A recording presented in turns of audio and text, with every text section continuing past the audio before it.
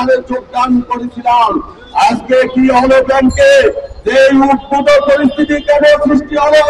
আজকে দেশের এই সেরা সন্তানেরা কেন রাজপথে দাঁড়িয়ে প্রতিবাদ করতে হলো? এর প্রধান আমরা প্রতিবাদ জানাই। শুধুমাত্র আমাদের রাজনীতির কিছু কর্মকর্তার কুর্মী সন্ধির কারণে, তাদের ষড়যন্ত্রমূলক কুর্মী সন্ধির কারণে এই পরিস্থিতির আমরা শিকার হয়েছি। আমাদের এমডি মহোদয় স্যার সব সময় প্রতিনিধি ছিলেন, উনি আমাদের সব সময় ভালো কথা বলেছেন।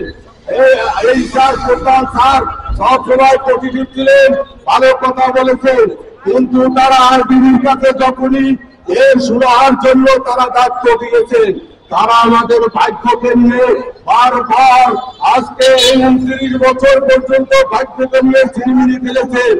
আজকে এখানে অনেক ভাই আজকে 40-50 বছর বয়স হয়েছে, 55 বছর বয়স হয়েছে, 25 বছর 26 বছর পর্যন্ত ফিল্ডে কাজ করতেছে। কেন এই অবস্থা আমাদের সৃষ্টি হলো? এই জন্য তদন্ত করে এর পিছনে কারা দায়ী তাদের বিচারের আওতায় আনতে হবে।